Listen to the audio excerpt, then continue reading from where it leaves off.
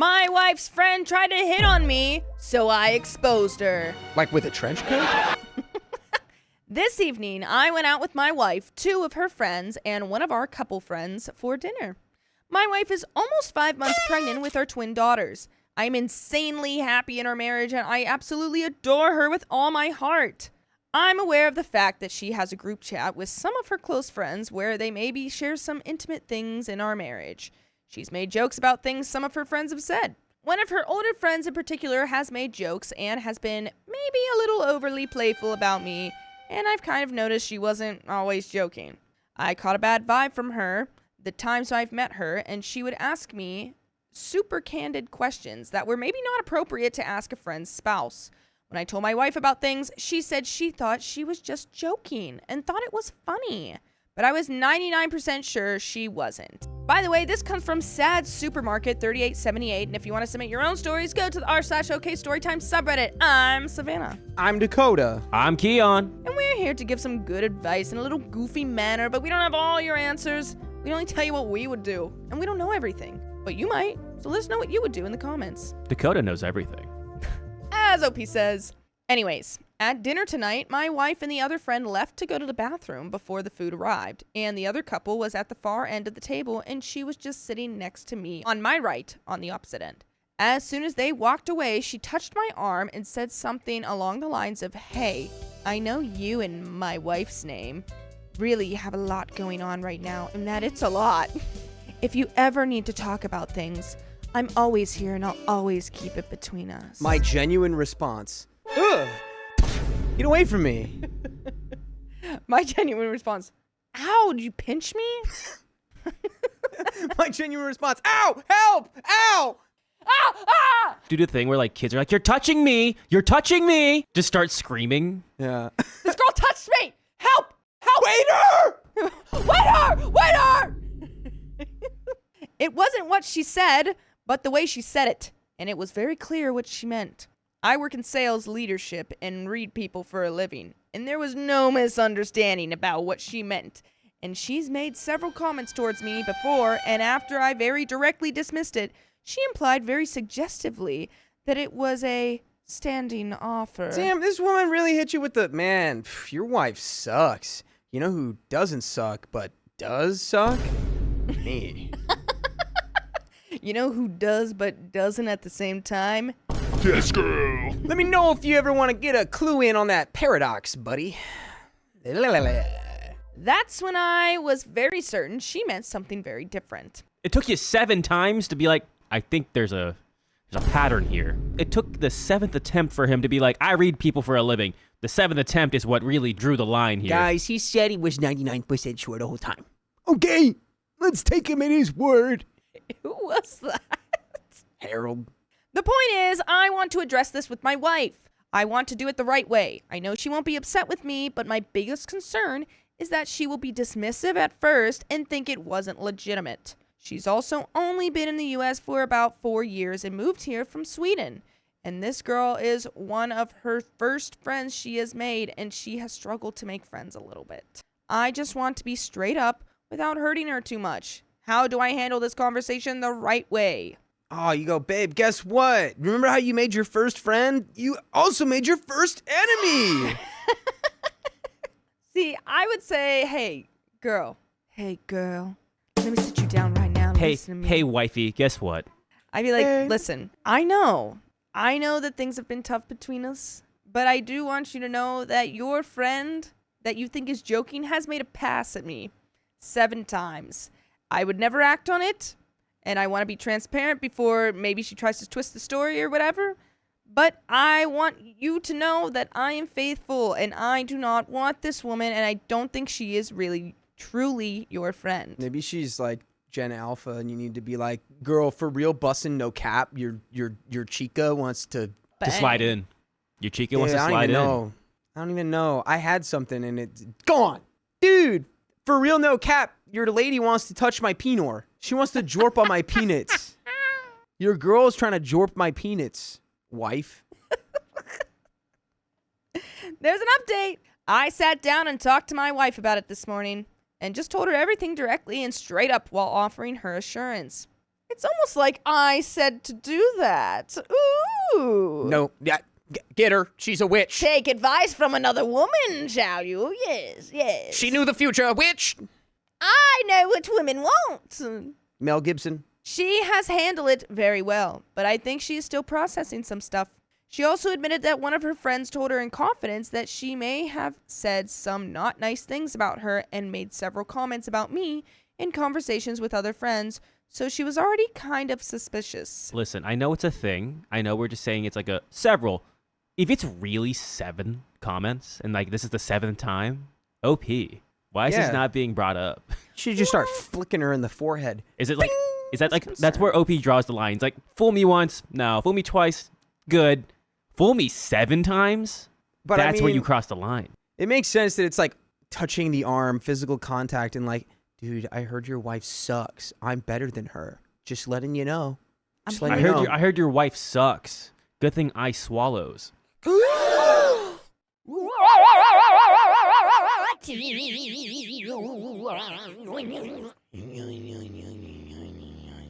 What are we doing? What is going on? The other thing my wife picked up on that I actually didn't is that we were sitting in a large partitioned U-shaped outdoor cabana booth kind of thing. That was a mouthful. I love the large outdoor partition U-shaped cabana seating. Large partitioned U-shaped outdoor cabana booth kind of thing. Okay, got it. That can probably fit 10 to 12 people easily. Easy, dude. My wife was sitting to my left, and she sat directly to my right at the very end of the booth, only sitting next to me instead of sitting next to her or our other friends where there was a ton of open space. So she picked up on that. We're working on how to handle it, but I think the best course of action is that I straight up message this girl, tell her I didn't appreciate that, and then I told my wife. She will have to figure out how to address that with her friend group, but she basically said she can F off. Haha. I'm proud of her for handling that in stride. Oh, there's a second update. You guys should have made a little trap for her to fall into. Yeah, rope trap. Well, no, I mean like a trap, like not a real trap. Oh. Like a, yeah, come, my wife's not over.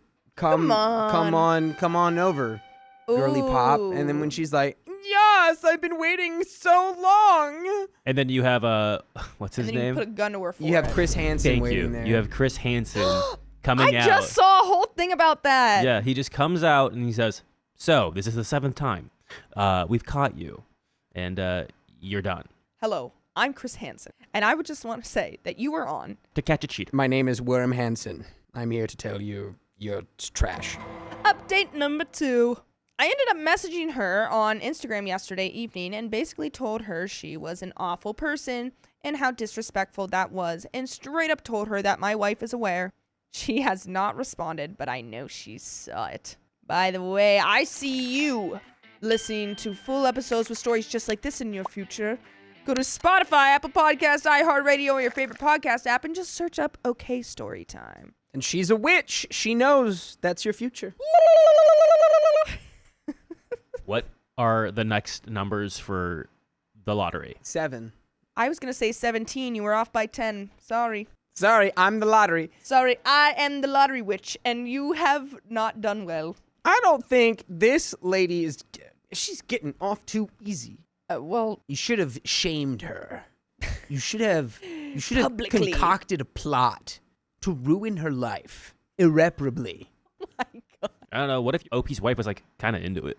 Well, that's a different story. That's a then. different story, Keon. That's We're not this reading story. that story. We're not reading that story, Keon. We're reading this story. You get out of here with that. Get your head out of the freaking gutter. I was hoping that would hit you. Give him back, please. My wife told a few people privately over the phone what happened, and it kind of came out that several of them did not like her. Again. Several. Again. Everyone in your friend group hates this lady. 7. Why do you keep her around? 7 of them. Learn to speak up, nerd. Oh, did you not like that? Tell me. Tell me about it. Nerd. And we're kind of put off by some of the things she has said and done. But they were nice to her because she was my wife and one of the other girls' friends. Several of them, again several, actually genuinely apologized to her and me for not saying anything because they didn't know she was actually serious about some of the things she said. My wife has handled it super well, and I think it's a positive for her because she now knows who her true friends are and can surround herself with only positive influences, and I think that's great. I hate that she has to deal with this, but sometimes we learn the most from tough situations. And that's the end of that story. Yeah, you learn you only want to hang out with your friends who are real and who are your friends, not who are secretly scheming to take your husband from you. Yeah, she wasn't a real friend. She was a little snake in the grass is what we'll call Just her. a slippery little sneaky little snide. Yeah, those types of people aren't your friends. Just a snide. But that's the end of that story, and we got another one coming right up. My wife wants to travel with her coworker and expects me to support her. Support a trip I'm not even coming on? Yeah, right. This feels weird to type out. My wife and I are both in our mid-20s. We have been married for a few years. I feel like there's almost no chance she is cheating on me. I don't think she would ever do that, but I just hate the way a recent situation is making me feel. She has a new male coworker that she has really enjoyed spending time with lately. That's great. I'm all for new friendships, regardless of gender. We have never really had issues with insecurity around members of the opposite gender. I have female friends, she has male friends. It has always worked for us. But over the past few months, my wife and this coworker have grown increasingly close. They snap and send each other memes constantly. Half the time I'm talking to her, she is reacting to his messages. They've also been hanging out a lot after work, going for drinks, often late into the night. Sorry, that's suspicious. I typically don't receive an invite. Even more suspicious. My wife goes without any real secrecy. She texts me to let me know her plans. But it's frustrating that she just goes out without including me, often last minute, especially since we haven't had much quality time together in weeks. By the way, this story comes from Throwaway Why What? If you want to submit your own stories, go to the r/OK Storytime subreddit. I'm Dakota. I'm Savannah. I'm Keon. We are going to read this story, and we are going to have thoughts, and you're going to have thoughts too. Put them down in the comments, and we'll read them. And OP says, more recently, they have been talking about going on an overnight hiking trip together, just the two of them. What? Yeah, no. Out of nowhere? What? Not you two? Just them? It makes sense because this is OP's wife, but that's OP's wife's work husband. Honey, can I go on an overnight trip with my boyfriend? No. What? Weird. Weird for even wanting to do that and thinking that it's not weird. I know people can travel platonically, but I can't help feeling bothered by it. I don't genuinely believe she would cheat on me. What really stings is feeling like I've been moved to second place. Yeah, while she goes to second base with her work husband. Ooh. Oh. Bars. Bow, Bars. bow. That was crazy. It feels like she would rather go off and have fun with someone new, while I'm just the guy back home doing chores, offering comfort, and holding things together. It doesn't help that I've only met this coworker a handful of times and don't really know him. I want to be honest with her about how I'm feeling, but I don't want to come across as controlling. Brother, you haven't said anything to your wife about how you feel? What the hell? Red flag. I know she is looking forward to this trip, and I would feel selfish taking that away from her. But if I should just let it go, what do I do with everything I'm feeling? We have an update from a year and a half later. Oh. I say you make a female friend of your own and start hanging out with them without your wife, and start having last-minute hangouts with them without your wife. And when your wife goes, hey, I don't like that, you go, oh, that's funny because you love doing that. See, I wouldn't do that. I would just confront her and be like, hey, looks like you've been spending a lot of time with this guy. Do you have a crush on him? It literally is what I would just outright ask. I don't know. I would be like, oh, so you guys are going on a trip. No. We're going on a trip, us two, and he's not coming. Yeah. Yeah. That makes a lot of sense, But, right? The root problem of this is your wife is like, I don't want to hang out with you. I'd rather hang out with this other dude. Yeah. And she sings it to you like that. And then and thinks that she can just get away with it because she's doing a little song and dance. and OP goes, I'm not going to lie. That was so cool. I'm conflicted. I think they broke up. I don't know. Yeah, I Let's feel see. like they probably broke up. Let's give it a shot. It's been about 1.5 years since I first posted. A lot has happened and things still aren't fully resolved. I'm really struggling to process how I feel and what to do next. Oh, that doesn't sound good. How do you let this go on for 1.5 years and do nothing about it? I'm sorry, but I couldn't. Like, you were having problems 1.5 years ago and you did nothing, and then now you're up to, like, back up to speed, and it's like, oh, things still have been horrible for 1.5 years. I couldn't. Sorry. I just could not. Couldn't do it. After my original post, I sat down and talked with my wife about the camping trip. She immediately started crying. That's a great start. She kept saying things like, I hate that you guys don't get along. I'd be like, what do you mean? I don't even know him. I would love to get along with him. Maybe invite me out. What? She apologized and ultimately backed out of the trip.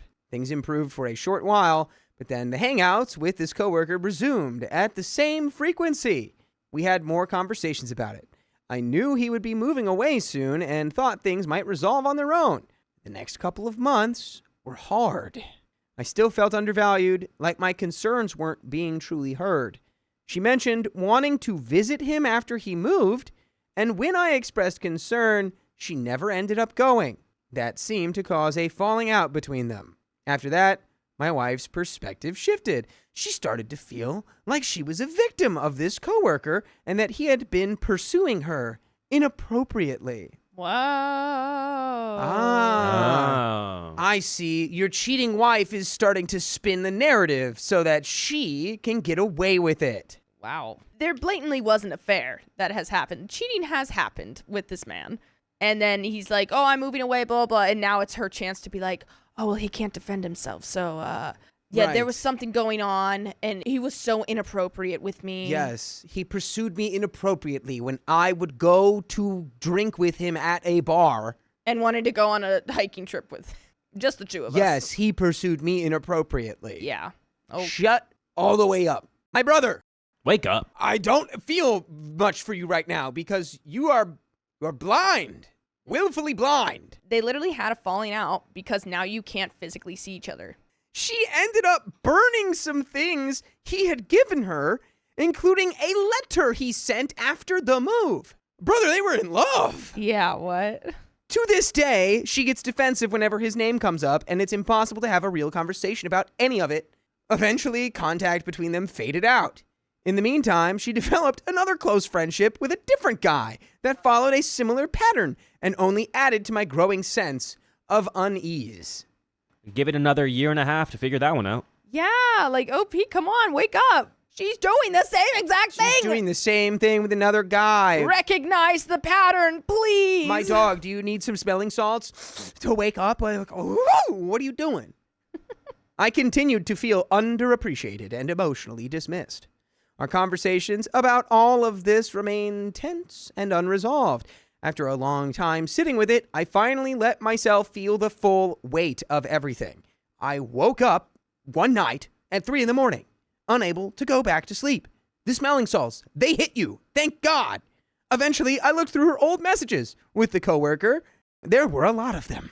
Lots of selfies sent back and forth. Weird. A flirty energy running through many of them, along with a lot of language about how much they meant to each other. I mean, it can't get any clearer, truthfully. I diagnosed you with a dumb brain. God. There were texts sent much later into the night than I ever knew about. There was talk after our own conversations about boundaries of future camping trips and travel together. There was a reference to a late night they had spent together at a state park, which he called their not camping trip. Oh my God, OP, come on. This is information you gain and then you move in absolute darkness. You gather all of your things and you disappear into the night on a not camping trip. This is literally Aaron Paul in Breaking Bad, but screaming, she can't keep getting away with this. You're letting her. I want to feel bad, but you're letting it happen. Yeah, dude. Call this Yeah. guy Christian Lettner, because I don't feel bad for you. Call this guy Tame Impala, because let it happen. He mentioned that my wife had dirt on her clothes, then said, well, what do you expect when we wrestled? Huh? And that's me. I'm out, Chief. Was I'm the out. Undertaker there? When we wrestle. Why do you keep... Yeah. Why? There's not even any reason to keep reading. Why do you need more proof. I don't know. It's like, well, they wrestled. They didn't bang. He's There's like, a difference. Yes, actually, this evidence is inconclusive. Did my wife win? Did my wife win? Did she at least win? Because that would be hot. Later, in the same exchange, he wrote, I wish I would have held you tightly for longer instead of getting angry. And then a message where he described telling a coworker about their night together and that coworker apparently being surprised by what had or hadn't happened. I know this is a lot. Even typing it out, I feel like I should have seen it sooner. It's just hard for me to picture a life without her at this point. Well, congrats. You've had one for a year and a half. Yeah, You've literally. had one. Since she started doing this, you've had one. It's true. Sometimes it feels like she genuinely loves and appreciates me. She's acting. Other times, I find myself wondering if she regrets marrying me altogether. How do I get her to truly understand how much this has hurt me? How do I get her to take real accountability and apologize in a way that means something? And there's another update about a month later. My dog, you leave. I hope this, besides all of the other evidence that you have, but this is also hard evidence. So you should take this, leave, get out of there, never look back. Whatever you do for the love of all that is holy, do not let her jib-jab you into some long-winded nonsense explanation about why all of this is just a misunderstanding. For the love of God, don't let her talk you into a corner that you're in. You're in the corner right now. Update 2. I did confront her. We went through a lot of the messages together. She wasn't heated or defensive the way I expected. She was apologetic and said she was sorry. We've had a few couples counseling sessions since then. She claims nothing physical ever happened. She had explanations for many of the messages, ways of making them sound less damning than they appear. But she had a hard time accounting for some of them in any satisfying way. She apologized during that first conversation, but since then, there's been a lot of deflecting, a lot of blaming other people and circumstances. She was afraid of losing her job. She behaves a certain way because of things in her past. She only burned his things because a friend encouraged her to. The explanations kept shifting. What I need from her is for her to own her part in what happened. Instead, things have drifted further in the other direction. She went from acknowledging that her behavior was intimate and inappropriate to insisting she was simply a victim of workplace harassment. No way. That's insane. And the guy can't defend himself. Like, that's the thing. Let me guess. OP's gonna believe it. OP's gonna be like, you know what? I'm the bad guy. See, the thing is, I don't even think he's going to believe it. I think he's just going to be like, well, that's what she said. OP, I can't say this any clearer. Your wife is serving you up a big, fat, open-faced crab sandwich, and you're just eating it up. And you say, it's yummy. Yeah, and you're going, yum. Wake up, brother. You did. You woke up. You should have left that night. Then this shifted into blaming me for not being supportive enough of her when she supposedly needed me. Right. I've been a wreck. I'm struggling to function at work. I just want to disappear for a while. I'm exhausted. I can enjoy time with friends and lose myself in hobbies for a little while, but the moment those things are over, the pain comes rushing back. Because you're still married to your cheating wife, dog. Yeah, just get out of it, OP. I know that you love her and everything, but She don't love you. yeah. You love a fictional thing that is not there. Yeah, it's like going back, like when you're in, it's basically being in like a toxic relationship. It's breadcrumbing. Like you get a little bit and then it's like, oh, things are good. And then nope, they're completely horrible again. And then you just keep going through that cycle and just like one day you have to wake up and be like, I don't want to put myself through this anymore. I want to be happy now. So I'm going to leave and find that somewhere else because that is possible. You can find happiness literally anywhere. Wake up to reality. Wake up. Your wife is literally lying to you through her teeth. If she loved you, she wouldn't do that. My self-esteem has taken a serious hit. I can't stop feeling like I need to figure everything out right now. She was out of town for a week and is coming back soon. I'm dreading it. Some of that is dreading having to continue working through all of this, but a lot of it is just dreading her presence in general right now. I feel no excitement about seeing her. I am living in a haze. None of it feels real. I'm somehow putting one foot in front of the other. I keep catching myself looking for someone to just tell me what to do. And I know that's not what I actually need. It is what you need. Break up with her. Leave. I need to make a decision for myself. Right now, I am leaning towards leaving. Yes! Lean real hard on that. A few close friends have helped me ask the question honestly, what am I actually getting out of this relationship? Yep. And right now, I don't have a good answer. That's your first sign that the relationship is over. I'm not sure if the hurt is distorting how I see everything or if I'm finally seeing things clearly for the first time. That one. But I'm starting to recognize just how much I've given and how little has come back. I keep getting stuck on the fear that leaving would make me a bad person and that I would be hurting her. I am trying to let go of that because right now I need to be concerned with myself. We've got a final update a year and a half later. I swear to God, if you are not happily divorced, I'm going to run and find you. How far? 1,000 miles. Now we walk 500 miles yeah. in a... That was the wrong song, but you know what? I'll give it to you. No, that was the one I was thinking of. Okay. That was the right thing. Yeah. It has been a while since my last update. I'm not sure who still cares or wants to know how this ended. I do. But I feel like someone out there might need to read this, whether for hope, for encouragement, or just out of curiosity. This all started when my wife formed an inappropriately close relationship with a male coworker. I now realize I was in denial. After that, we did therapy, together and individually. We had long conversations about what happened, about why she felt the need to look outside our marriage, about where things could go from there. More came out over time. My wife was never fully able to meet what I needed from her. We fought, we argued, we tried different therapists. Unsurprisingly to many of you, things never genuinely improved. I don't think we're surprised. Yeah. Yeah. No. Yeah. Correct. What? I'm completely caught off guard here. Oh, really? Okay. What? There's no way this didn't end in a good happily ever after moment. No? It did if there's a divorce involved. There were two things I needed from her to even begin moving forward: accountability and a real commitment to new boundaries. She was unable to take accountability. There was always someone else to blame, always some outside circumstance that explained her behavior. For a time, it seemed like we were making progress, but eventually she arrived at a position where she had done nothing wrong at all and was simply a victim throughout. That framing then became a way to question whether I could be a supportive partner to her in the future if something difficult ever happened.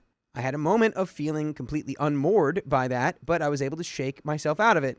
On the question of boundaries, we had talks about her friendships and what I needed them to look like going forward. There was another male friend who caused problems during this period. In conversation, she often seemed to understand and agree with what I was asking, but her behavior never really changed. Two moments stand out. The first was my birthday. We both had the day off. She told me beforehand that she had a lot of work to catch up on that morning and wouldn't be available until our dinner that evening. I later found out she had spent those hours with this other male friend. On your birthday. So let's just make a little PSA for the guys like this who are like, well, if I break up with her, it'll hurt her feelings and I'm the bad guy. Be bad. Yeah. Be a bad man. I went through that with my ex. I was terrified. I didn't want to, well, I wasn't terrified. I didn't want to break up with him because I was like, well, that makes me the bad guy. And then after a while I was like, you know what? I deserve to be the bad guy because my God, I gotta get the heck out of here. No, you're not a bad guy. Me alive. At And that honestly, good. If I leave a toxic situation, I am considered a bad person. Cool. I will be as bad as I can be then. A bad mama jamma. She came home to find me ready to head out and do something for the day, and her face made clear she knew immediately what she had done. She apologized. She even said, I don't know why I keep hurting you. The second was when she really wanted to go to a concert with this same guy, just the two of them, in another city. Oh, please, let me go on a date with my boyfriend. Please let me cheat on you. Please give me permission to cheat on you. Please. I just want to cheat on you so bad, please. Please, I won't tell you. Just give me permission. She didn't go after several conversations and after I told her clearly that I wasn't okay with it, but she was not happy about it. Not even a little. I do believe there's a world in which relationships can heal after something like this. That is not my story. Yes. Yes. Eventually I came to my senses. Hallelujah. Yay. It took longer and more suffering than it should have, but I am now divorced. Good move, OP. Checkmate. It has been a strange mix of emotions. Some days I feel deeply lonely and sad. Other days I feel something closer to peace, even optimism. I never hated my ex-wife, and honestly, I still don't. Well, I've got enough for both of you, so don't worry. I am still hurt and angry by what happened, but hatred was never part of it. What ultimately moved me to leave was that I found my way back to loving myself enough to choose what I actually needed. I feel very far from the person I was when this all started. A little more confident, a little more free than I have been in a long time. I am still figuring out who I am outside of all this. I'm not looking to date. I'm honestly not sure if a long-term relationship or marriage will ever be something I want again, and I find I'm strangely okay with that. So much of my identity had been wrapped up in being a good partner. It's hard to remember who I was before all of this and who I am apart from it. That's what I'm trying to discover now. Thank you to everyone who weighed in along the way. Almost all of you said the same thing. Some of you were kinder about it than others, but I won't complain. Thank you, because I've been rude. But hey, you need cold water sometimes. No one was giving you water cold enough to wake you up. I mean, for God's sakes, reading your wife's text messages with those guys and still staying with her, you needed like a full-blown polar plunge, my dude. Being called out directly was part of what helped me wake up. My family and close friends have been incredibly supportive through the whole process and made the transition as manageable as it could have been. And by the way, you can manage listening to full episodes with stories like this on your favorite podcast platform, iHeartRadio, or wherever else you listen to podcasts. Just search OK Storytime. We got a little bit more story left, but my man has found the promised land. Divorce. Yeah. And honestly, I mean, I would just say focus on yourself. I don't think you need, and I don't think that you're looking for a new relationship or anything like that. But, you know, spend some time reflecting, stay in therapy, get that help as well. Just know the signs next time, and you'll know earlier rather than later. Sometimes you have to go through it in order to know. Yeah. And you just went through it for a really long time, which sucks. But we can tell you anything you want to hear or anything you don't want to hear, but until you decide to do it, nothing changes, you know? Yeah. I think you just need to love yourself a little bit, OP. I know it sucks. It took some time. You did it. Pat yourself on the back. Take yourself on a long vacation. Spend some time with yourself. Spend some time in the gym. One thing I'm still sitting with, my closest friend, oh God, who knew more about this situation than almost anyone, was supportive for a long time, but once I had actually made the decision to divorce, he tried to talk me out of it. He told me I was making a mistake at the exact moment I needed support the most. I haven't had the energy to address it or even really process it yet.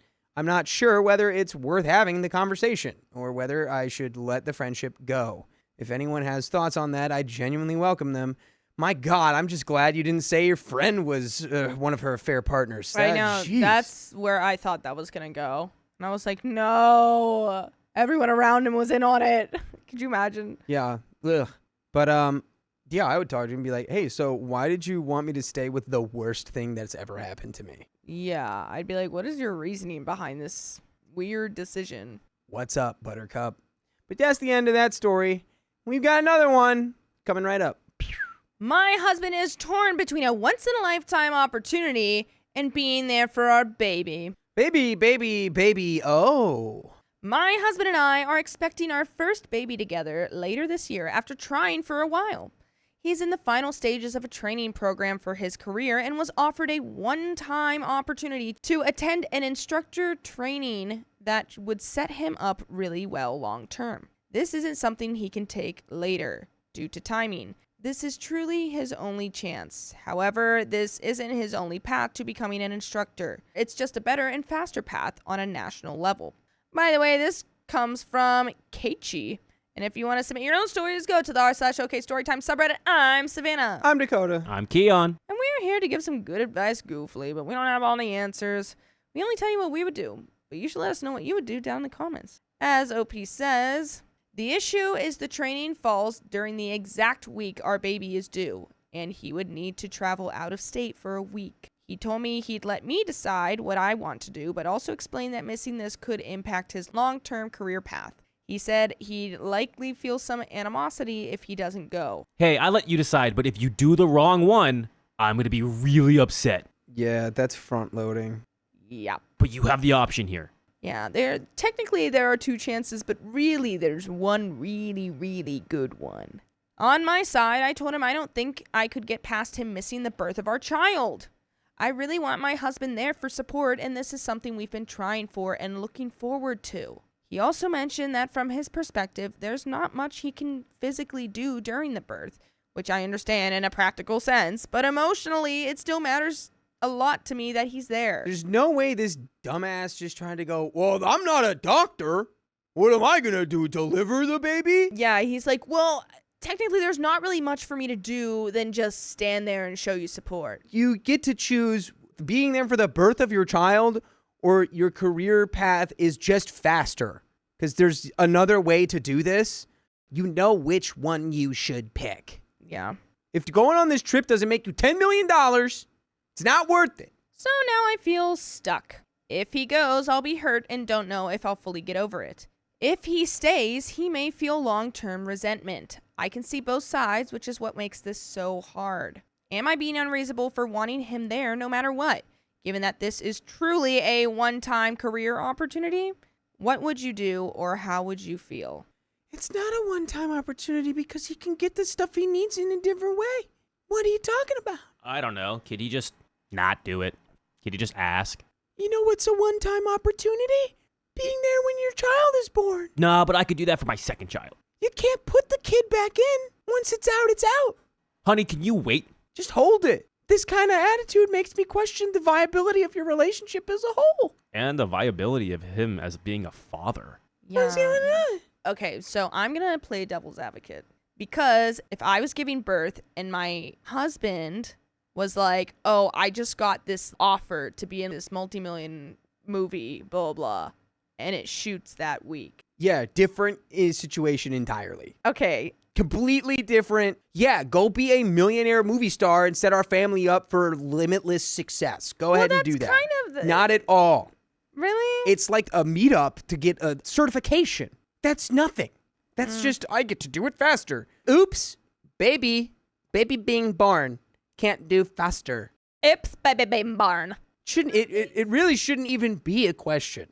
If there's any other way to get this thing done, which there is, then there should be no question. There's an update. This training program truly is a one-time opportunity for him. He is an apprentice in the union. This is an apprenticeship training program for future instructors. So big question. Does this only happen once every 10 years? Well, this only takes place 1 week a year and happens to be the week I give birth. Holy crap, you know what you do? And you know what they say? There's always next year. Good things come to those who wait. If it's like once every 10 years, or once like every even 5 years, maybe. And But this is once a year? A week? Once out of a year? I get it. Yeah. But you know what? What's 1 year? This guy's talking about working for a union too. This not going anywhere. Your job's going to be there. This also happens to be his last year as an apprentice, so it truly is his only chance to take this program. Damn it, we were wrong. Well, whatever. If this is your last year as an apprentice, then there's a new training program for you next year for not apprentices. I don't know. I guess like you can't really tell them like, hey, my wife's going into labor that week. I can't really be away. Like, is there any way you can like send me this stuff? But I figure it doesn't hurt to ask. It doesn't hurt to ask. Doubt he's asked. Doesn't hurt to ask. This program gets his name out there on a national level, fast tracks him to being an instructor, and puts him on a higher priority list for becoming an instructor. It is not the only way to become an instructor, obviously, but it does have its benefits. And there's a second update. Update number 2. Yes, this training truly is a one-time opportunity. It is only available to apprentices. Now, hold on. What about all the other years? He didn't do it last year. Didn't do it the year before. Oh, yeah, that's true. He could have done it, like, before, but the thing is, we can't focus on, like, what he did before because... Well, yeah, but it's like the thing where it's like, oh, but this is the one time. It's like, it's not actually, and now it's the consequence of you waited to do it, and now it lines up with the birth of your child, which, if you're a person, you know which one you should pick. It is a grant given to the union hall every other year, and the union hall handpicks the member that goes. My husband was handpicked this year. This is also his last year as an apprentice. Okay. So he truly does not have any other opportunity to go. Okay. Everything that we're saying gets debunked. I know. I don't know, man. It's just, I don't know. You know what? All this would be different if your husband didn't say that dumb thing. Oh, well, if you don't let me go, I might grow animosity forever and ever. Yeah. I don't know. This is tough. Truly very tough. This is an attitude problem. Yes, I am going to ask about induction. I don't want my husband to miss that training program, but I also will not risk my or my baby's health for an unneeded early induction. Oh, yeah. That's the other thing she could. I wouldn't even be surprised if this guy hit you with the, well, what? We can always make another one. But then also, even if you have an early induction, then you're just home by yourself for a week with a newborn. That's still hard as well. Like trying to do it all by yourself. That's a lot. If my doctor says no, then my doctor says no. This is my first child, but it is not my husband's first child. Oh. We needed that context. We really did. I mean, it doesn't really change anything. It doesn't, but it makes it It for doesn't, him, but it does. For him, it's just like, I've done it before. Yeah. He was at the birth of every single one of his other children's births. Wait, how many does he have? I don't know. 7. So I also have strong feelings because of that. This training program opportunity, while once in a lifetime, is not necessary for his opportunity to becoming an instructor. I've already mentioned this, but just saying it again. We are not struggling financially by any means. We own a house. We have 2 brand new vehicles. I make almost 6 figures myself at my job, and him being union allows him to make anywhere between 80 to 150 plus a year. Yeah, you guys are fine. Him becoming an instructor will not line our pockets drastically. It's a few extra $100 a month. Oh my God. That's it. No. That's it. That's all on the line is he can make a few $100 extra a month. No.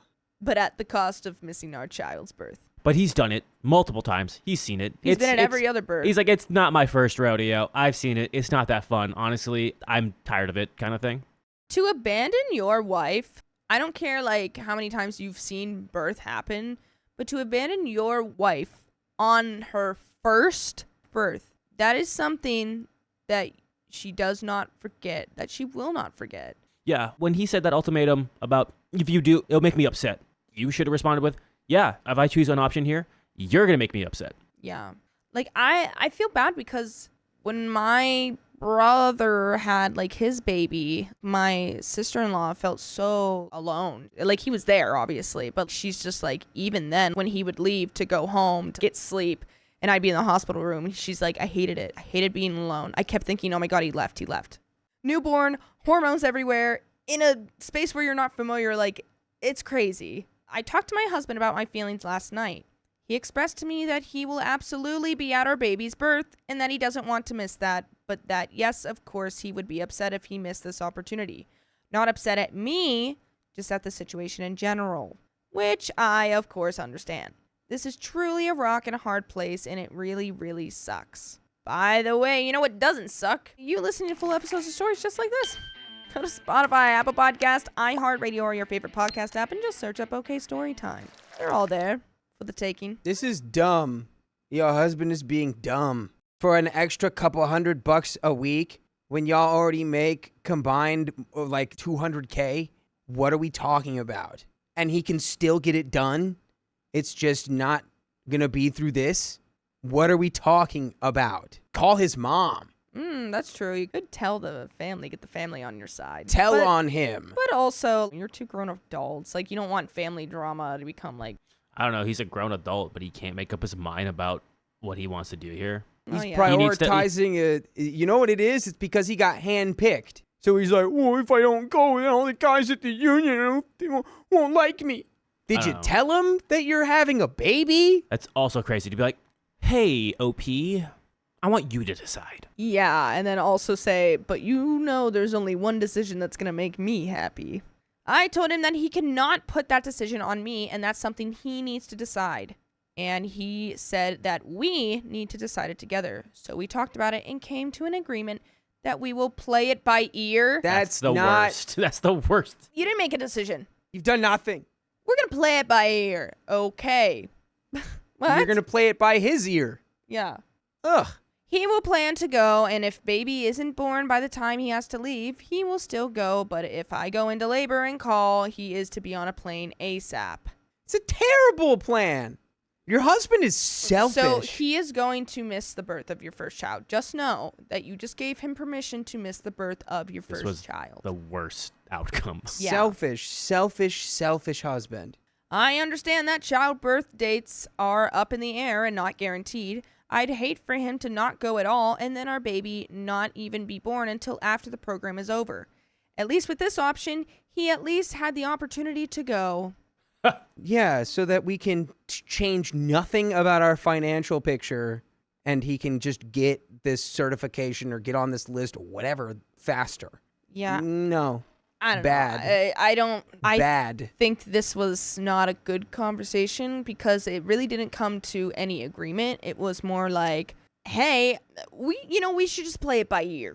Yeah. Like we should just guess It was on an what's gonna agreement happen. that I get to do what I want. I agree. We agree that I basically get what I want no matter what, right? Yeah. Great. It wasn't an agreement at all. It was to appease his needs and what he wanted to This do. is going to ruin your guys' marriage. This is going to bubble up over and over again. No matter what happens, he misses his stupid training thing. Great. He gets feisty about that. He misses the birth of your child and leaves you alone. I did look this up. It's pretty fresh. This is from like 3 weeks ago. Oh. And just the comments are just grilling on like Yeah. Sure, the comments are ripping into the husband. one of the top comments here is quoting, "He'd let me decide what I want to do." Quoting OP, this is from Kea 1981 saying, "No, make him decide. It's his training opportunity, but it's also his child. He gets to decide which is more important." And obviously, he's already decided. Yeah, he doesn't want to be the bad guy. And I hate that. He is the bad guy. Yeah, you He are the doesn't bad think guy. that. You're still the bad guy no matter what you choose. Unless you choose to be there for your wife and child. But that is the end of that story. And we got another one coming right May up. this never find me in my life. All right, here we go. My wife accumulated secret debt while I was deployed. She had no explanation. Oh, where's the money going, wifey? My male 30 wife, female 30, is a stay-at-home mom to our 2 kids, 2 years old and 8 months. I'm military and have been gone for most of the past year, and things have been pretty rocky. She's brought up divorce in our last fight. Whoa. Fun! She's been a stay-at-home mom for about 2.5 years now, and I've been okay with that since I've made enough to make ends meet. We have a joint bank account, and recently, ever since I got back, money has been tight. By the way, this comes from user Embarrassed Fact 2154. If you want to submit your own stories, go to the r/OK Storytime subreddit. I'm Dakota. I'm Savannah. I'm Keon. I'm going to read this story. We're all going to talk about it. We're going to have our thoughts, but we don't know everything. So why don't you have your own thoughts in the comments and let us know what you know. Mwah. OP says, I saw her walking upstairs with a pen and paper. And since this is unusual for her, I asked what that was for. And she replied, just for finances. Since I'm the sole provider, I was interested, what for? And she said it was for her credit card debt. I asked how much she had, and she said $17,000. How do people do that? Like, if I don't pay things back immediately, I get so stressed. Yeah. It's $17,000 in debt. My jaw hit the floor. When I asked on what, she couldn't give me a straight answer. But if it was anything like her past, it's just random junk from TJ Maxx, thrift stores, and Target. Yeah. The 3 T's. The 3 T's of the financial apocalypse. That's very true. I am guilty of that. The past 3 months, we've overdrawn our checking account every month because of her impulse purchases. Every time I bring it up, she gets very defensive and ends up being a fight. Last summer, I consolidated our credit card debt into a $32,000 loan with a lower interest rate and have been making payments on that ever since. We both had 2 credit cards. We agreed to freeze one and only use one each. She never froze the other one and continued to use both cards. Wow. So you already are paying $32,000 of credit card debt off, and she added 17. It's almost 50. Oh, God. I'm military and left for 8 months, and she went and stayed at my parents' where most groceries were taken care of, with the exception of baby formula, so I couldn't see daily spending habits. My parents said there were boxes of Amazon packages nearly every day, though. I feel betrayed. I'm mad. I don't know what to think right now. Am I wrong to feel like she needs to get a part-time or full-time job and get separate bank accounts? I would obviously cover bills and expenses, but I don't know how to correct her financial problem. We basically break even as it is. Help. And there's an update.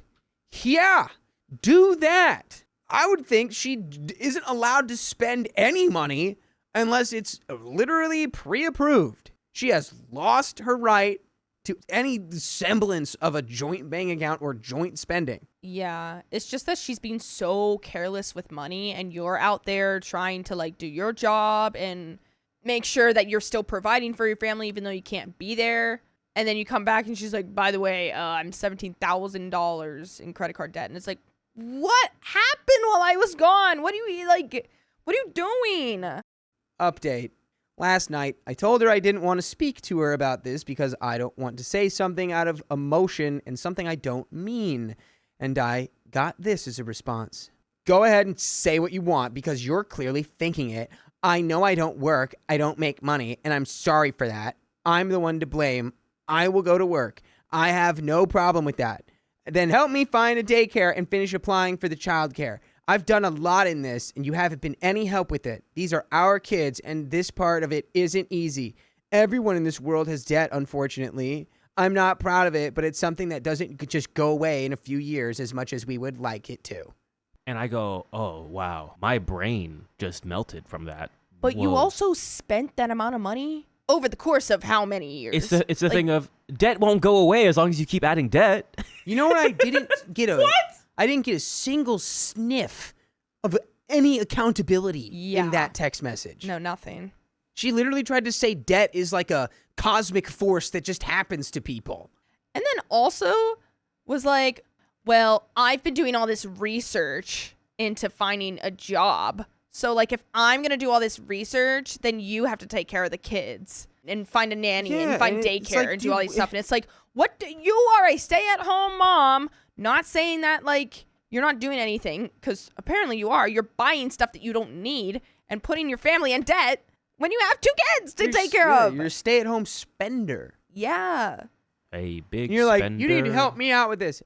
Girl, I've been deployed for 8 months. Also, because she said she's a stay-at-home mom, whose money is she using? He's using his money. Ay. I don't know what's more frustrating and disturbing, our financial situation or her casualness and lack of responsibility or ownership for putting us in this situation. I make the most I ever have in my life right now, and yet this is the most upside down I've ever been in debt. Unreal. We've got some comments. Boy, oh boy, I bet they're going to be nice. Yeah, whatever this guy's name is. Read that droid. 7K60FXD. She needs to go into the workforce. OP says, I agree. Since all the debt is in her name with her cards, I'm thinking separate accounts, and she solely uses her money to pay off her debt. KBar8 says, I couldn't fathom $17,000 on useless purchases when you can't afford it. She doesn't even seem remorseful about it. You will be trapped in a cycle of credit card debt. Really think about whether or not you are better off cutting your losses now.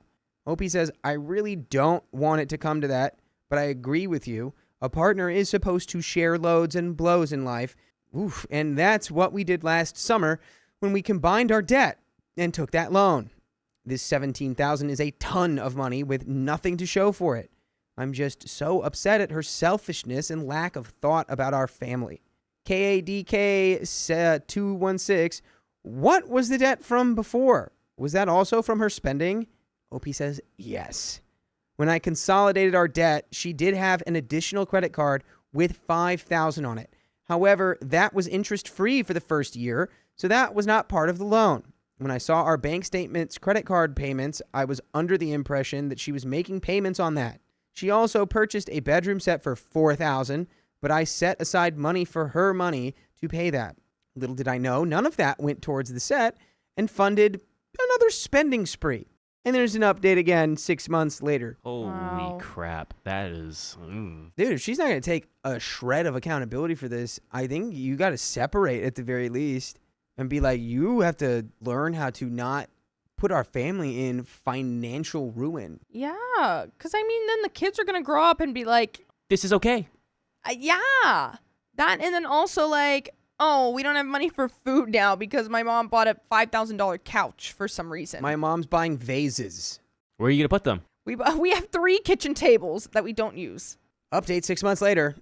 I wish I could say things have gotten better, but they haven't. After discovering how much debt she had accumulated over those last 11 months and having our joint bank account overdrawn 4 consecutive months, I opened a separate bank account to start rebuilding our finances. I give her $200 every 2 weeks, $400 a month, to spend however she likes. I transferred all bills, insurance, and payments of any kind to withdraw from my separate account. I started doing all of the grocery shopping. We had a serious sit-down conversation about her re-entering the workforce, but picking up a part-time job to start paying towards her debt. And she hated the idea of going back to work, because that's not what the plan was when we first had kids. The original plan was for her to be a stay-at-home mom until our kids, 2 and 1, started going to school. Hey, that was the plan before you put us into crippling debt. Yeah, what? Oops, I guess we have to pivot now because of your decisions. See how that works?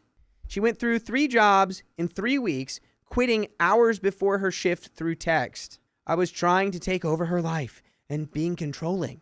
She's found a new job since November, and she works 10 hours a week. So was she going to pay off her debt in 50 years? I mean, truly. We started going to therapy in November as well. Therapist said this was a classic case of financial infidelity, and she compares it to cheating but with a credit card. She refuses to do our couple's homework with this because she says it's pointless and doesn't see the point in it despite me expressing my desires to. She told her parents about the situation, how I made a separate bank account from her, and that I'm financially awful to her.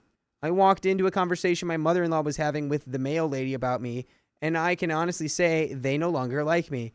I think you should sit down and have a conversation with them yourself to let them know their daughter is absolutely delusional. I would show them the receipts, and you'd be like, cool, do you want to spend the money on this? Yeah. How about we send her back home and you can pay off the 17 grand? Literally. Plus more. What are we talking about? She has picked up on her drinking and finishes a box of wine in 2 days, regardless of the day. A couple times when she was wasted, she brought up how nice it would be if we moved back to Indiana, but can't because of my job. Oh, no, brother. Look, she's deflecting. She learned a new move. Deflection. She said, how can I make this his fault? She's slapping the bag, bro. It's time to leave. Conversations between my wife and I are cold. Basically outside of the kids, and once they go to bed, she goes upstairs and closes the door. She despises the idea of having 2 separate accounts and regularly threatens how she will not be with someone who has separate bank accounts. Good, leave. Be gone with you. Yeah. Be careful with who you have kids with, folks. It's like, you caused this. I don't understand how you can possibly blame me for giving you the money and then you going behind my back and putting us in debt. But for some reason, that's my fault. Did I give you too much power with the credit cards? Like, I don't understand. I love how your therapist, too, is like, this was financial infidelity, and you need to do homework. And she's like, this homework is stupid and won't do anything. Yeah. Recently and currently, I was put on a 3-month tour overseas, and she quit her job, quit therapy, packed up her stuff and the kids' stuff, and went back to Indiana until I come back. Oh, so she just absconded with your children. That's great. Wow, that's not legal. Things have gotten so unbelievably messy. Some more comments from OP. We live in a state where debt stays with the individual, not the couple, so that's good at least. Every day is like the Twilight Zone. Nothing she's doing is helping us come together as a team again or working on herself or her mental health. It's to the point where if I don't 1000% praise every decision she makes and let alone question anything she does, it's me just trying to control her life. Kids do make this extremely tricky to navigate, but I would fight my hardest for full custody. And by the way, you have full rights to listen to full episodes of stories just like this on your favorite podcast platform, iHeartRadio, or wherever you're listening to podcasts. Just search OK Storytime. Oh, brother. Yeah, I would start talking to lawyers. Yeah, you can't. This, just like your debt, you can't salvage this. Yeah, she's lying to her family. She's lying to you. She is uprooting the kids and taking them back to Indiana until whenever she feels like it, not until you get back. The whole problem here is that she doesn't take accountability and then also doesn't try to resolve the problem. No, just like, it's you, it's them, it's that. There's dog crap right there. It stinks. I'm going to add more crap. Yeah. It still stinks. Yeah. And it's like, oh, OP, it's your fault because you're the one who got the rug. Yeah, you know it's there, so why haven't you cleaned it up? What? I don't like this. I could not continue to stand by and do nothing as the paycheck gets drained within the first 5 days of getting it. The we need to look at what we're spending money on talk was useless. The be more careful on what we're buying talk was useless. The budgeting was useless. At the end of the day, I needed to protect myself and our family financially and separate the accounts because we were just hemorrhaging money. Don't say we. Again, She. stop saying we. It's all on her. In some of our final months, our therapist did suggest I stop the allowance because it can be building an unhealthy power dynamic in the relationship, and suggested my wife going back to work full time and having our kids daycare. But my wife didn't want to put the kids in daycare full time, so she didn't do it, and instead just kept on asking me for money or to rejoin the military. Well, I don't know, or to rejoin. That's the end of that story. Your wife sucks, bro. Fight for full custody and leave her. That's Yeah. crazy. Talk to a lawyer.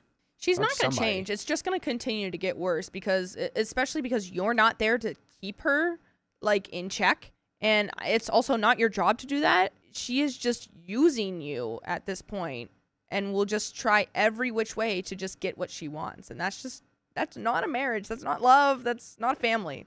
It's not coming back. Yeah. And as soon as you do leave, she'll go, I'll do anything. I'll change. Don't listen.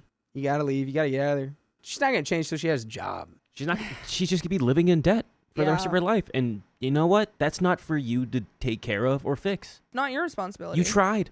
But that is the end of that story and the end of this episode. So if you love us, make sure to subscribe. We love you. And see you tomorrow. Hey, don't leave yet. We have bonus stories for you that we think you'll enjoy. So stay tuned for the next one. My girlfriend overheard my family trash talking her, and I'm furious with them. My girlfriend Sammy and I have been together for a bit over a year. She's absolutely wonderful, smart, attractive, driven, educated, kind of goofy. She's everything I've ever wanted. And up until last week, I thought my family felt the same. By the way, this comes from Family Sucks Throw. And if you want to submit your own stories, go to r/OK Storytime did what now? subreddit. So last week, went to my parents' house for dinner. We get together as a family a few times a month. It's been a tradition with us for years now. Sammy usually joins us for these dinners, but had work obligations. I told my family she wouldn't be joining us that night. Oh, is the truth going to come out in the absence of Sammy? Halfway through dinner, I got up to go to the bathroom and Sammy texted me that she was outside. She got off work early and came to hang out. She would have normally walked in, which is normal, but she needed help bringing in some gifts. And Sammy's leaving tomorrow for a work trip and a personal vacation to see some friends, so she won't be back until Thanksgiving. Oh, she's bringing them gifts and they're bad mouthing her. Let's see. My brother and sister, twins, have their birthday next week, and my girlfriend had gifts for them. At this point, my family had no idea Sammy was there. We walked inside and headed to the kitchen, and we overheard my family talking. Oh. My sister was saying she was glad my girlfriend was gone because she couldn't stand a family night being ruined by my girlfriend being annoying. No. My brother and other sister agreed about how annoying and awful my girlfriend is. Ho! My brother and other sister agreed about how annoying and awful my girlfriend is. My dad made a comment about how they should be nice to Sammy, and my mom chimed in with, Sammy is nice and all, but I can't believe Family Sucks Throw likes how fat she is. He can do so much better. It's not even like a reasonable thing to be mad at someone. It's just like they're fat phobic. Yeah, there's I They're think like, oh, it's she's just that. nice, but She's we're nice, fat-phobic? but fat. My dad agreed, and my sister piped up that I was dating down because I'm still rebounding from my last girlfriend, which was 5 years ago. it's not a rebound. I not was a rebound. floored. I was floored. My family has always been so nice to Sammy, and I've never heard them talk badly about her. I've never heard my family say mean things about anyone, to be honest. Sammy walked into the kitchen and dumped the presents on the counter. She was crying and mumbled something about happy birthday and then took off out the door. Oh. My family looked shocked and a bit embarrassed. You should be very embarrassed. Be like on your knees being like, I'm so sorry. I asked my family what the F was wrong with them and didn't stick around for the answer. I went after Sammy. She was in her car crying. Now, Sammy's usually tough, but family is super important to her. She has no family aside from a Buzaic dad, and she doesn't have any contact with. My family was like her surrogate family and something she always wanted. Oh, this is so sad.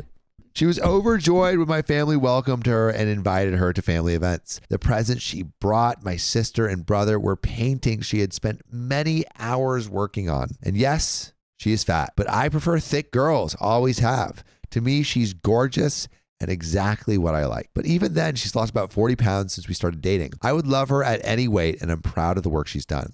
I have no idea what they mean about her being annoying. She comes when she's invited, usually brings baked goods or beer. She's taken my family out to dinner multiple times and is extremely generous with them. This is so sad because of how nice she is and how great she is. No, these people are terrible. She's even become the go-to babysitter for my sister and her 2 kids. So this family just sucks. Yeah.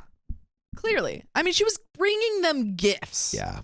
Oh. Clearly, she is not. And she does things the for bad this person. family, and she seems like she really cares about this Yeah, family. she and wants really- to make a good. Yeah, not dude, even good one-way impression. relationship. One-way relationship. And she helped my brother get a job in her company. She pushed really hard to get him hired and put her professional reputation on the line. She's never asked for repayment or holds it over anyone. She even does the dishes when we come over for dinner. The thing that makes this even worse is I was planning on proposing to her in the next few months. Oh, this is heartbreaking.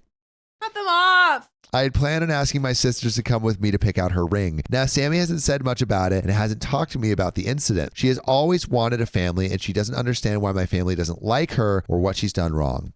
She said she'd talk to me more when she gets back from her trip. I don't want to lose her over this. I would take her over my family. Sammy hasn't been her usual cheerful self this week, and I've caught her crying more than once since this incident. I try to comfort her, but she tries to play it like she's fine.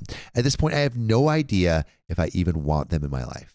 Yeah, All of fair. them have reached out to me with weak apologies full of justifications. I asked my mom if she had apologized to Sammy, and my mom said I could pass on the apology. Are you kidding me? So even Are after you getting kidding? caught, they wouldn't apologize. You need to apologize. That is so bad. The fact that they don't see anything wrong with this, or like, oh, They're, we don't need to like, apologize. Monsters. I would cut off the family right here. I would too. Yes. Yes.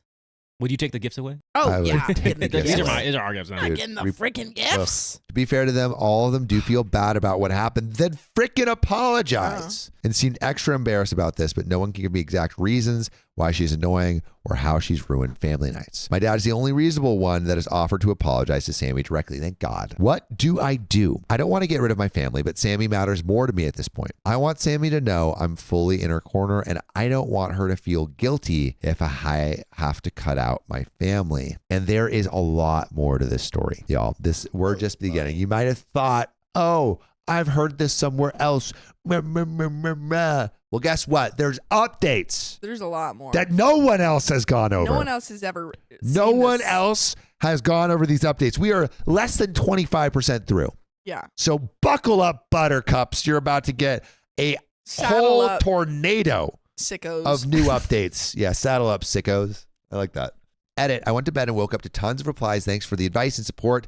I decided to take Sammy on a vacation for Thanksgiving. I'm on the phone with a very helpful guy that's trying to find me a hotel room that isn't booked for that weekend. No matter what happens, I think this is going to be a tradition I build with her for the future. Relaxing weekend to ourselves while everyone else is running around buying knockoff iPads. Also, I talked to my dad briefly last night. He's pretty horrified by everything and has agreed to come over and apologize to Sammy and do it when Sammy feels up to hearing it. I have told Sammy all of this since it happened. She knows I'm choosing her over my family and that I would choose her over everyone. There are some comments and there are some updates. But Sophia, what do you think about this whole situation? I would say that your dad, you could probably like keep him around.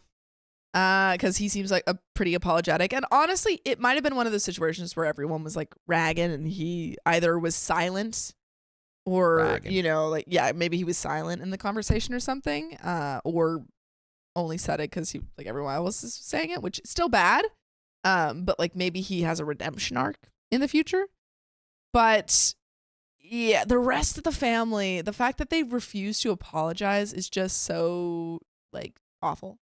Because this isn't like, even if she is annoying, that isn't grounds to be awful to her face and to not apologize. Unless she's done something, like, unless she's Also, we're missing some wronged you. context here, which seems like we're not missing any No, because context. none of them can name why she's annoying or what she's done to them. They just don't want to admit they're wrong. Yeah.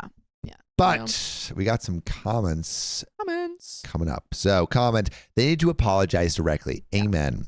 I would drop them until they do that. Passing on an apology from your family is adding insult to injury for your girlfriend. They don't feel bad about what they said. They feel bad because they were caught saying it, and they're not in a hurry to make amends by the sounds of it. Remember, you pick your friends and girlfriends, but you can't pick your family. For that reason, families sometimes think they can get a free pass to treat you and your friends badly because they're family. BS. Families have to earn and hold your respect in the same way anyone else does. And if they fail, feel no guilt in stopping having anything to do with them. Your girlfriend sounds like a keeper. Your family does not. Agreed. Snaps. Agreed. Good And comment. OP replied, I think you've nailed what I'm really upset about. They don't respect me, my relationship, or Sammy. And I've lost any respect I've had for them. An apology isn't going to rebuild that respect, but it would be a start. Yeah. Like they have to, there's a long road that they now have built for Sammy themselves. would still be incredibly uncomfortable and probably like always remember that, but at least they apologize. Yeah. But we Like do. also walking on eggshells and like making her overthink like, oh, if I say this, would Everything. that annoy them? Like, Yeah. I wouldn't want to hang it's out already with someone what's like that. been said. Sucks. Yeah. Sucks.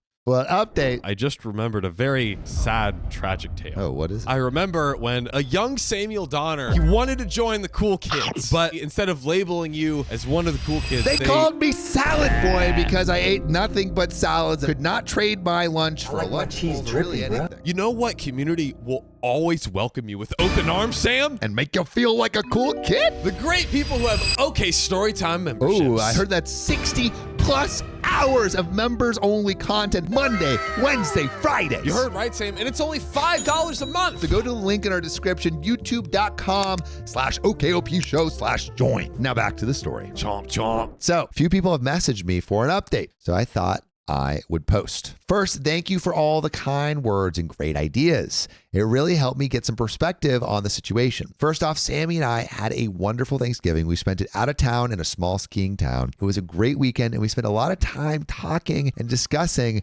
about what to do about my family. Sammy was still pretty hurt over the matter, but was adamant that I shouldn't cut all ties with my family because she's freaking awesome and deserves all the love that she gets. I told her that all depended on my family. My mom was in denial that I wouldn't be coming to Thanksgiving. After my last post, I let her know Sammy and I wouldn't be attending. She brushed it off until the day before Thanksgiving when she called to make sure I was bringing pie. Hi.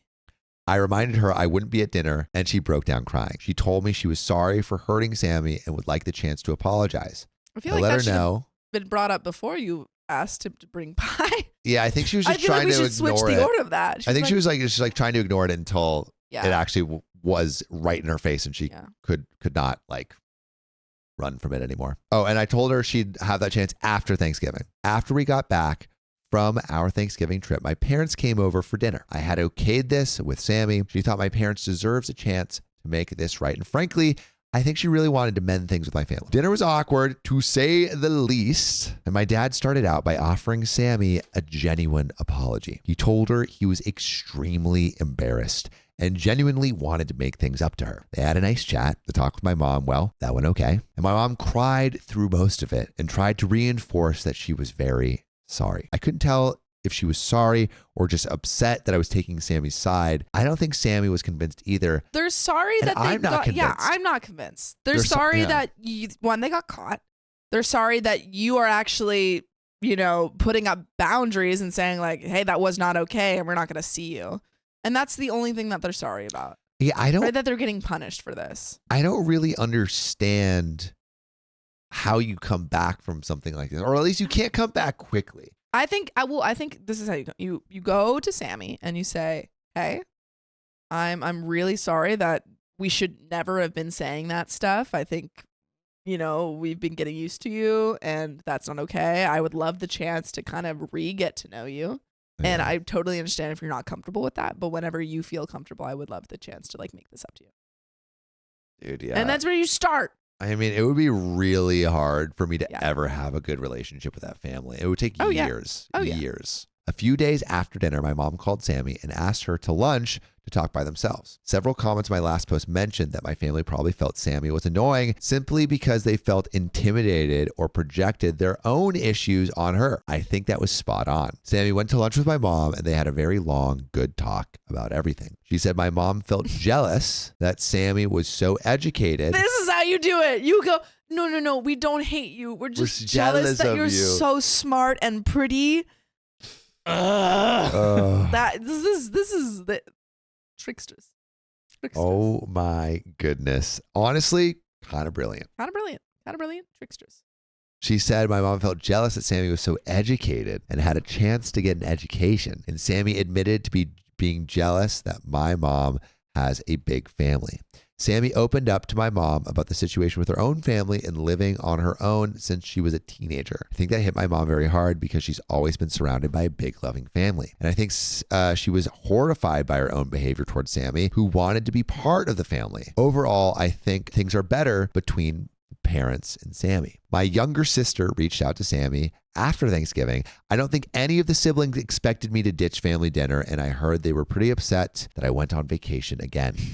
Instead, my sister apologized over the phone. I don't know if it was enough, but it was a good step. Yeah, I think I don't know, the whole you're so we made fun of you for being fat because you're so smart. Honestly, is the best angle. Your brain is just so fat. No, we weren't calling you fat. We were calling your brain. Your frontal lobe is just so developed. We were all we couldn't bear but be jealous and make fun of you. No, you don't understand. We weren't calling you fat with an F. We were calling you fat with a PH. You're just so cool. Do we think would we rather have this, the BS that they're saying, or just a straight up apology? What would you rather have? I think if you don't, if you don't add a little BS, then I don't think you can come back from it without a little bit of BS. Because really? You need a little bit of brown nosing. You really want some brown nosing. I don't want that, but I'm thinking. I'm saying it seems like they're brown nosing me. Yes, but that's the only way I'm going to even consider having someone's apology if they're sometimes you gotta eat the crap real. That they're brown nosing you. Yeah, sometimes you just got to do it. Yeah, kiss it. I don't. Oh man, I don't know if it was enough, but it was a good step. Sammy says she's feeling pretty neutral about my youngest sister. She said she feels like my sister is more sorry. She was caught. Yeah, that's what. But Sammy appreciated the apology. Yeah. My brother had to endure a very uncomfortable few weeks at work while Sammy was traveling. I think by Thanksgiving, he was confident that Sammy wasn't going to screw with his job, right? Because Sammy was the person that got the job for that guy. When Sammy got back to work after our vacation, he went to her office to apologize. Again, I think he apologized just to appease us, which I think that's what we all think is happening. But he did it in person and didn't try to cop out. Like my sister, Sammy feels neutral about him. My other sister, my brother's twin, is the only holdout. Whoa. She hasn't given Sammy an apology and seems pissed that she no longer has a built-in free babysitter. She's doubled down and said she has nothing to apologize for, and Sammy is the one causing trouble. This has caused a bit of a rift in my family. My parents would like Sammy and I to come to Christmas dinner, but I'm not interested in being around my sister right now, and I'm not going to subject Sammy to that. My parents have even suggested that my sister should stay home to make us more comfortable in coming. While I appreciate the sentiment, I would feel guilty about my sister being alone on Christmas. Her kids will be with their dad. Sammy and I have plenty of offers from friends. My sister would probably not be able to find a place to go on short notice. Sammy has told my parents she would rather not create a bigger rift and will come over at another time. And Sammy told me privately that while she has forgiven my family, she's not at all comfortable hanging out with my family just yet. Why would you want to hang out with people who don't like you? It would take forever. I mean, these apologies are like a step in the right direction. I would always think that they don't like me. Yeah. Ugh. I don't think I don't know how you come back from that in a real way. Yeah. She's not all comfortable hanging out with my family just yet. I'm perfectly okay with this. I feel like taking some time from my family will be a good thing. Sammy and I are still deciding where to go on Christmas, probably to my best friend's house. The best part of the update, my best friend's wife went ring shopping with me. She let me go to all the chain stores and balked at the prices for the same ring in every store. She eventually took me to a local jeweler and we discussed a custom ring. The jeweler completely understood what I wanted and I decided she would be great at designing a ring. She's pretty backed up with orders and she said she'd be able to get to it in January. A few nights ago, she texted me a picture of a stone she found to see if it fit and what I had in mind. Sammy saw the text and it led to an impromptu proposal. And she said yes. So now I have a fiance. We haven't really told anyone. I'll tell my family at some point, but for now, I'm enjoying sharing this time with her. And we enjoy sharing this time with you, especially when you listen to our podcast, OK Storytime. Woo! Wherever you get your podcast, just search OK Storytime on Spotify, Apple Podcasts. I know wherever you get your podcast, you can listen to us 24/7. 365, or at least for 47 days straight for 24 hours. But things are okay. Better than I hoped since my last post. I'm very sad about my sister because I miss her kids and her, and I miss my family, but I feel good about my decisions. I feel like things will get better with my family, except maybe my sister. In time. Sammy liked the idea of a destination wedding next summer, but we haven't even started any planning yet. Sammy told me after everything that's happened with my family, she feels confident that I have her back and that she finally has me as her true family. Would you have some comments? Comment, I don't know what kind of relationship you have with your sister, but shakeups like this can be the best time to switch gears. Have you spoken to her directly and privately? I would reach out, preferably in person, and lay it all on the line. Find out her reasoning why she said this, then call BS. Counter with nice things Sammy has done for your sister by her own choice. End the conversation by telling your sister that she's acting like an ugly person and you don't want to be part of her life until she corrects her mistakes. This leaves her an out. Say that Sammy's owed an apology and her entitlement, that being the sister, needs to end. She is lucky that Sammy ever babysit and she'll never find someone that cares that much. I don't know how I'm feeling feisty right now, but I read you're skipping Christmas with family because you feel bad for sister. If you don't confront her, do not skip future family events. Let the family's choice of attendance do your talking for you. Keep a hard boundary though. Neither you nor family should attend nuclear family events with the sister until the issue is resolved. Don't let time sweep it under the rug. And OP replies, that's a very good idea. And I think I would partly enjoy calling her on all her crap. I hope my dad talk some sense into her because he's expressed how disappointed he is with her behavior. She's a daddy's girl and his disappointment carries a lot of weight. If not, I'll talk to her and not tiptoe around her pride. My boyfriend and I are in a toxic cycle and it just won't end. Oh no, toxicity is bad. Toxicity, no. Yes. My boyfriend and I have been together for 7.5 years. Too long. Break up.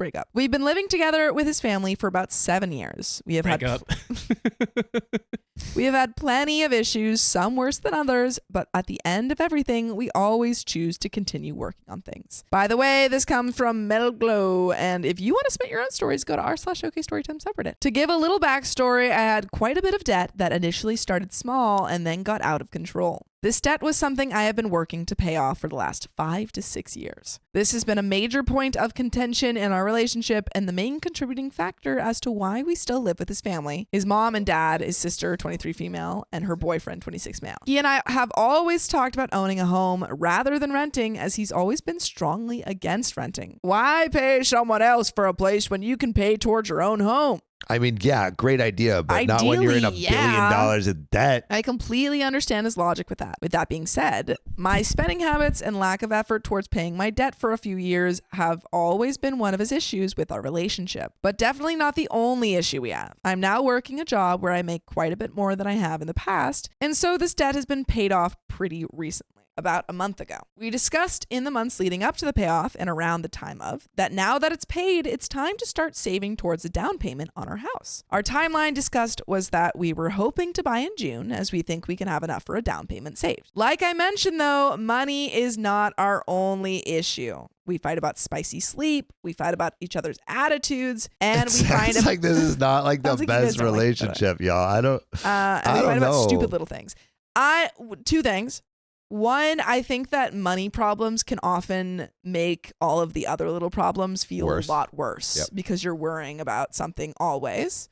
And two, I think if you're cooking and the food keeps turning out bad, sometimes it's just the recipe, you know? What was that yawn? I was trying to hold it in. It didn't work. Yeah. I just made a really great. No, that was, Really? it You were was a yawning? bad recipe. Often, to be fair, we have significantly improved from what we were when we first got together when we were 18 and were just kids that didn't know what we were doing at first. Or at the very least, I felt like I didn't know what I was doing, as he is my first and only serious relationship. Get out of it. That's the ticket. 7.5 years. That's the 7.5 ticket. You years of- have no other examples of what And you're a like, healthy well, relationship could be like. This must be what it's like. No. Oh, I have to stay together.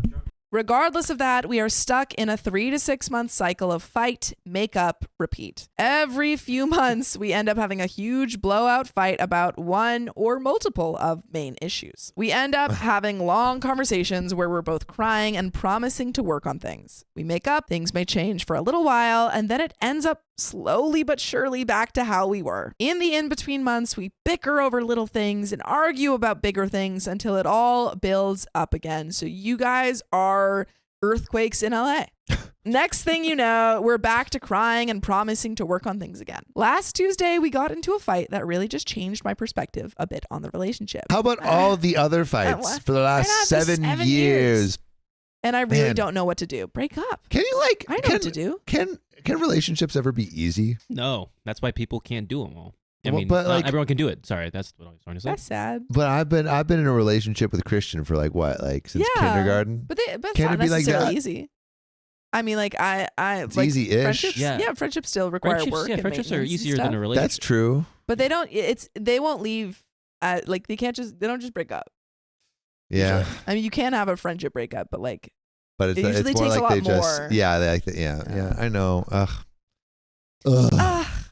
what the fight was about was nothing significant at all, but the words he said to me have stuck with me and I can't stop thinking about them. To give the gist, I asked him to go do something that he has been asking to do for months, spontaneously on my day off, about 10 to 15 minutes within him waking up. The activity in his eye was meant to be just us and our niece and nephew, but my sister-in-law, 29 female, wanted to be there too. We have had plenty of issues with her that I won't get into, but I prefer to keep peace as much as possible. The fight started when I told him she'd be with us, and he sighed and said, honestly, I don't want to see your stupid face in today. Dude, he sounds stupid terrible. effing face in. Yeah, he's throwing an Stupid effing. effing face today. Understandable given our history with her, but I just responded with, yeah, but she's not that bad in person, which is not a lie. She actually is more tolerable in person. And he has even said that before. He responded with, yeah, but I really just don't want to see your stupid effing face today. What is this relationship? I hate this guy. He sounds less tolerable in person. Yeah. That's when I got frustrated because, again, he has been asking to do this for months. So I tossed my phone on my desk, said, with a little bit of an attitude, I can admit, okay, whatever. That's when he said, really? Why do you have to have an effing attitude about it? I turned around to look at him and said his name in an exasperated tone because I was not trying to fight that day and was going to continue to explain to him why I was frustrated. He cut me off immediately after I said his name and said in a derogatory tone, oh, and now you're going to whine at me about it? That's when I saw red. I said, really? Are you effing kidding me right now? Do you hear the way you're effing talking to me right now? To which he proceeded to cut me off and say, oh, now you're witching at me now? What the F? I felt backed into a corner. I felt unable to defend myself. I felt like no matter what I would say or how I would say it could do anything to help because he just shut me down completely in a way he hasn't done before. There's no way that he hasn't. I feel like he must have. Or maybe he has, but just not to this extreme. I have felt know, dude. It sounds like they're pretty good at arguing with each other. Yeah. Like it sounds like a. It sounds practice. It sounds like a. Like oh, it sounds now like a you're rehearse. effing whining at me, Yeah. and she says, "Oh, you're gonna take that tone with me." It's a Yeah. back and forth. Ugh. It's a play, and they know They it by play heart. it well. A comedy and then a tragedy. It's a comedy of errors, perhaps. Oh, I hate it. I have felt backed into a corner in numerous arguments with him, but this time really had me thinking about us. I just remembered a very sad, tragic tale. Oh, what is it? I remember when a young Samuel Donner, he wanted to join the cool kids, but instead of labeling you as one of the cool kids, They called me Salad Boy because I ate nothing but salads. I could not trade my lunch for a lunch. Really anything. You know what community will always welcome you with open arms, Sam? And make you feel like a cool kid? The great people who have OK Storytime memberships. Oh, I heard that 60 plus hours of members only content Monday, Wednesday, Fridays. You heard right, Sam, and it's only $5 a month. So go to the link in our description, youtube.com/OKOP show/join. Now back to the story. Chomp, chomp. We were angry and argumentative with each other until he left to go to work for a while. I ended up taking a nap and crying myself to sleep because I was really second guessing everything. It's not like we have Third guess it and third fourth guess. guess it. And maybe stop guessing and just make a decision. and leave. Please leave. It's not like we haven't fought something like this before, but this really struck something in me. I woke up around 2 hours later to him calling me and acting like nothing happened. He asked me if I wanted to come visit him and get lunch, but I obviously said no and told him why. I was still upset. We then did not talk for the rest of the day, even when he got home, until halfway through the next day. I went to work on Wednesday and was a mess at work, crying off and on over everything. When I got home that night, I didn't feel ready to talk about anything, so I didn't push for it. He, on the other hand, acted as though nothing had happened at all. Tried to Gaslight. cuddle me, kiss me, be cutesy. Well, I just gave short responses and didn't really feed into his affection. 2 times, I made passive-aggressive statements that referred to our argument and how I wasn't over it, which is also a problem because you're making passive-aggressive statements instead of talking about it. Instead of saying, hey, this isn't working how we're doing it. He managed to turn both of those times into a joke of some sort, not in a condescending way, more of a, oh crap, I don't want to talk about this. Try to deflect and steer the conversation away. Distract. You both sound incredibly immature because this relationship started when you were immature, when you were 18. I mean, I And you feel like they're haven't- still immature. And I think the problem is that they're both learning how to be in a relationship from each other, yeah. They and think they they're don't not know growing. how to do it. Yeah. This is normal for them. Yeah. So like this is a relationship, right? This is how it works, right? And no one's giving them sound advice or they have Yeah. a sound experience for this. And I think a partner can either help you grow Mhm. or they can help you stay in the same place, in the same mental state that you are. And it seems like these are two people that are just holding each other down. Again, though, I didn't feel ready to talk about it yet, so I didn't push anything. After talking about the issues with coworkers and friends on Wednesday and Thursday, I decided that it was either time that he and I ended things, or at the very least, I move out and get my own place, and we live separately for a while. I approached him with this on Thursday night, and of course, he was against it. We have had multiple conversations over the last week that range from 30 minutes long to 3 hours long about all of this, yet still have not come to a decision. He feels that this is a very drastic decision and that it is undermining the things we talked about, like moving out and getting a house. I told him that, of course, if he came up with a better idea, then I'm all ears. But until then, I feel that these 2 options are our only and best options. Our living situation plays a huge role in how we treat each other. We've lived with his family for 7 years now. Having 6 people live in one house adds a lot of strain and tension on a relationship, as he gets into it with everyone else, and then when I get home, he's already high-strung and on edge, and so am I from my job, and then we bicker. I feel like I have nowhere to go but our bedroom whenever he and I fight or if I need space. I don't have anywhere else I can go without leaving the house entirely, whereas he can just go hang out with his family or go out and work in the garage. With that being said, due to his major pushback on me moving out, I decided to offer a third alternative option. We both move out immediately and rent a place for a year. At the end of that year, as long as things have improved and are working well, then we get into a mortgage together. No! Stop. What are you saying? I mean, at least it wasn't as bad as I thought it was going to be, but yeah.